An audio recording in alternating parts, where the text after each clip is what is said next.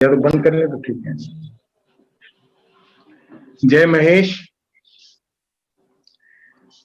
श्री रमेश जी डागा का जन्म 5 अप्रैल 1950 को झारखंड के सरिया ग्राम में हुआ। इनके पिता स्वर्गीय जगदीश प्रसाद एवं माता गीता देवी थी। इनकी शिक्षा 1956 से 1970 तक कोलकाता में हुई। इनका व्यवसाय एयर कंप्रेसर एवं न्यूमेटिक टूल्स का है। ये कई संगठनों से जुड़े हुए हैं।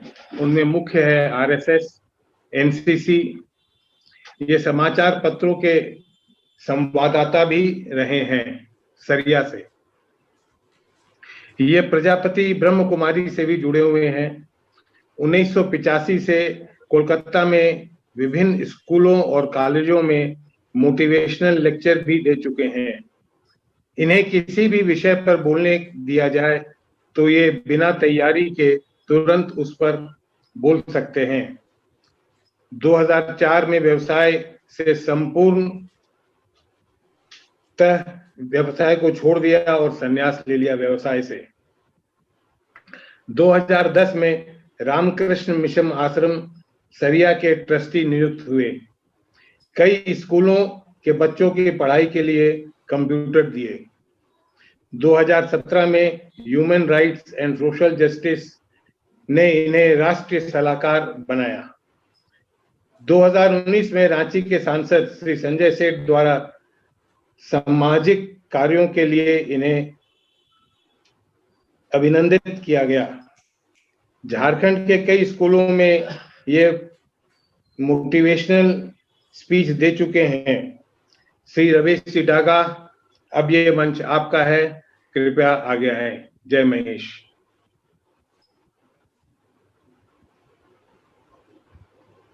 रमेश जी डागा को दीजिए। श्री रमेश जी डागा, आज के वेबिनार के वक्ता श्री रमेश जी डागा।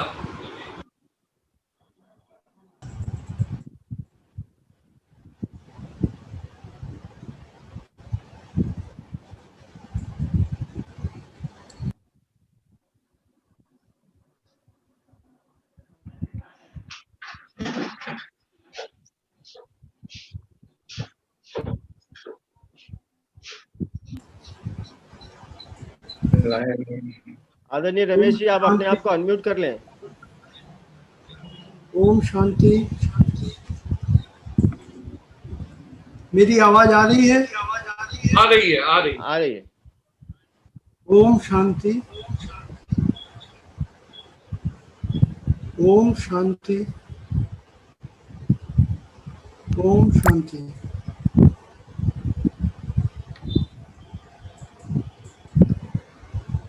आज कार्यक्रम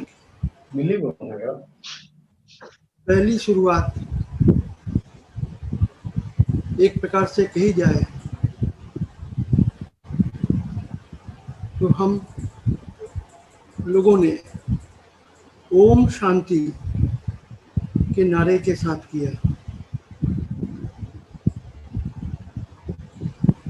आज जरूरत है ये समझने की कि ये ओम शांति हम क्यों कहते हैं। देखिए, ओम का अर्थ होती है मैं आत्मा। ये सामने जो आप देख रहे हैं ये मेरा शरीर है, लेकिन मैं शरीर नहीं, इस शरीर को चलाने वाली एक आत्मा हूँ। और इस आत्मा का एक ही धर्म है, वो है शांति। इसीलिए देखिए, दुनिया के किसी भी धर्म में, किसी भी मजहब में, किसी भी परिवेश में हम चले जाएं और कोई भी शरीर छोड़ता है तो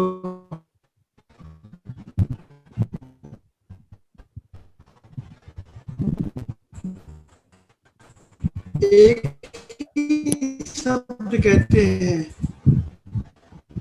इसकी आत्मा को शांति मिले। विषय है कि व्यर्थ संकल्पों से मुक्त होकर हम मुक्त जीवन कैसे बिता सकते हैं। देखिए, जो कुछ आज हम देख रहे हैं वो क्या है? सब झूठ है, सब विनाशी है। और जब इन चीज़ों को हम देखते हैं तो हमारे अंदर जन्म क्या होगा? अगर आप झूठ देखेंगे तो झूठ का जन्म होगा, विनाशी चीज़ों को देखेंगे तो विनाशी चीज़ों का जन्म होगा। तो जब इन चीज़ों का जन्म होगा तो हमारे अंदर सबसे पहले क्या चीज़ आएगी? उसका नाम है संकल्प। क्योंकि सबसे पहले हम सोचते हैं। यहाँ एक बार मैं रुकता हूँ और एक बात क्लियर कर देता हूँ कि बीच बीच में कुछ शब्द मैं बोलूँगा, जैसे बाबा। बाबा का मतलब, मैं परमात्मा को अपना बाबा कहता हूँ और साथी भी कहता हूँ। तो जब भी कभी बाबा शब्द कहूँ या बाबा कहूँ या साथी कहूँ तो समझ लीजिएगा मैं उसी परमात्मा की बात कर रहा हूँ जिसको हम सभी याद करते हैं। तो बाबा ने सबसे पहले हमें एक ज्ञान दिया कि जब भी हम इस विनाशी दुनिया से जुड़ते हैं तो हमारे मन के अंदर जो सबसे पहले वो है संकल्प। और संकल्प जब दो तरह के होते हैं। एक, हम लोगों ने बहुत चीजों को जानने की चेष्टा की लेकिन कभी नहीं सोचा ये व्यर्थ संकल्प क्या है। एक बार उससे पर बहस पहले, उस पर बात करने के पहले कुछ मनोरंजक बात हो जाए तो शायद परिवेश भी खुशनुमा बन जाए। हम लोग, अभी मैं पुस्तक के ऊपर में देख रहा था कि लिखा हुआ था कि हम लोग क्षत्रिय थे और श्राप मिला, वैश्य बन गए। खैर, मैं तो श्राप तो नहीं मानता, मैं तो वरदान मानता हूँ। और वैश्य, आप लोगों से ही पूछूंगा कि वैश्य को शॉर्ट शब्दों में, बोलचाल की भाषा में हम लोग क्या बोलते हैं? बनिया। तो बोलेंगे वैश्य को हम लोग अपनी बोलचाल की भाषा में क्या बोलते हैं? मैं सारे अपने भाइयों से बोलूँगा, कुछ लोग इसके ऊपर में अपनी बात रखें।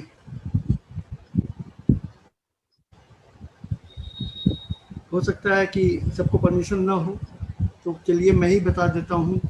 हम लोग अपने आप को कहते हैं बनिया। ये बनिया शब्द पर थोड़ा ध्यान दीजिएगा। हम लोग अपने आप को आजकल कहते हुए शर्माते हैं कि हम बनिया हैं, लेकिन हमें गर्व होना चाहिए। आज से इस बात को हम अपने ध्यान में रख लें कि बनिया वो है जो बन गया।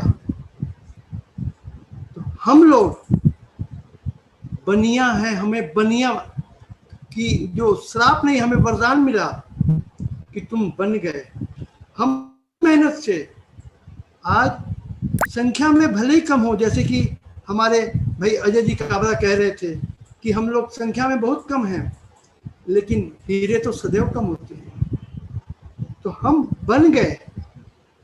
ये ख्यालात अगर हमारे दिमाग में चलेंगे तो आप जान लीजिए व्यर्थ संकल्प तो। अब एक हंसी की बात बोलना चाह रहा था। एक बार क्या हुआ कि अमेरिका और रूस दोनों जगह के अफ्रीका के जंगल में गए। संयोग की बात थी, दोनों एक साथ ही एक ही जगह, एक ही गांव में पहुंचे। दोनों को पता नहीं कि वो दोनों किस लिए आए हैं, और वो थे जूते के बड़े व्यापारी। कंपनियों ने उनको सर्वे के लिए भेजा था। अमेरिका वाला अपने तरीके से घूम रहा बाजार में, देख रहा है लोगों को, और रसिया वाला भी अपने तरीके से देख रहा है। लेकिन उस जमाने में ये आज की तरह मोबाइल वगैरह तो थे नहीं, फोन थे नहीं। ये टेलीप्रिंटर से मैसेज दिया जाता था। तो ये जो है क्या नाम इनका, अमेरिका वाला पोस्ट ऑफिस में गया, पोस्ट ऑफिस तो एक ही था, उसने वहाँ वो संदेश अपना टाइप करवाया। उसके थोड़ी देर बाद रसिया वाला आया और उसने भी अपना संदेश लिखवाया। अब संदेश भेजने वाला व्यक्ति तो एक ही था। तो पहले बता दूं, जो ये संदेश जाते थे वो पिटी पिटी करके टिप टिप टिप टिप करके आवाज में ही जाते थे। तो जो संदेश भेजने वाला था वो दोनों संदेशों को पढ़ रहा है और उसका माथा घूमने लगा। वो संदेश क्या था? अमेरिका वालों ने कहा कि इमीडिएट 1 लाख जूते भेजिए, क्योंकि यहाँ जूते कोई नहीं पहनते, बहुत अच्छा मार्केट है। और रसिया वालों ने क्या लिख के भिजवाया कि यहाँ दिमाग लगाना बिल्कुल बेकार है, यहाँ पर कोई जूते पहनते ही नहीं। तो ये 2 दृष्टिकोण हैं हमारे सामने में सोच के। एक जिसे आप समर्थ सोच कहेंगे कि 1 लाख जूते भेजो, यहाँ कोई नहीं पहनता, मार्केट इज रेडी। और दूसरा, आज की जो परिपाटी में जो लोग चल रहे हैं, जिसको मैं शिक्षा बोलूँगा, इसके बारे में थोड़ा बाद में खुलासा करूँगा। शिक्षा जगत के अंदर में हम लकीर के फकीर होकर कह देते हैं कि नहीं भाई, यहाँ तो छूने का नहीं। तो आज के दिन एक चीज को याद रखिएगा बार बार कि संकल्प हमारे कैसे हैं। अगर हमारे समर्थ संकल्प हैं तो हम विजयी होंगे, और व्यर्थ संकल्प हैं तो हमारे ये होंगे। लेकिन अभी आजकल क्या होता है ना कि बोला मीठी मीठी बात तो सब बोल देते हैं, कड़वी कड़वी बात थोड़ी कम आती है, लेकिन बात तो कड़वी कड़वी, जब तक न बोले तब तक मजा नहीं आएगा। तो देखिए, पहले सोचें व्यर्थ संकल्प से हमें नुकसान क्या होता है। तो देखिए, सबसे पहले हमारा मन में खलबली मचेगी, मन चंचल हो जाएगा, और उसके कारण क्या होगा, हर बात में घबराहट आ जाएगी, और आपके अंदर जो उत्साह है वो धीरे धीरे कम होने लगेगा। जब उत्साह कम होगा, आपके निर्णय की शक्ति कमजोर होगी, और जब निर्णय करने की शक्ति कमजोर होती है तो परखने की शक्ति भी कमजोर हो जाएगी, और जब निर्णय और परखने की शक्ति कमजोर होती जाती है तो हमारी याददाश्त पर उसका प्रभाव पड़ता है, और इसका नतीजा क्या होगा कि फालतू बातों की संख्या बढ़ेगी, दुखदायी बातों की संख्या बढ़ेगी। सोच का जो संकल्प जो शुरू होगी ना, ये रेलगाड़ी, ये अंतहीन डिब्बे की तरह एक के बाद एक आनी शुरू हो जाएगी, और नतीजा हम थक जाएंगे, थकावट आ जाएगी। उत्साह तो कम होगा ही, थकावट आएगी, तो फिर क्या होगा, चिड़चिड़ापन बढ़ेगा, चेहरे पर उदासीपन झलक जाएगी, और नतीजा क्या होगा, ये जब सारी चीजें होंगी, हमारा परिवार बिखरना शुरू होगा। ये है व्यर्थ संकल्प का हमारे जीवन पर प्रभाव। ओजस्वी वक्ता श्री रमेश चंद जी डागा जी का बहुत ही सुंदर आपने ओम की परिभाषा हमें सिखाई। ओम में ही हम शुरू से, मानव सृष्टि ओम से शुरू हुई और ओम में ही समावित होती है, ये आपने बताया। बहुत बहुत धन्यवाद पुनः आप सबका। अब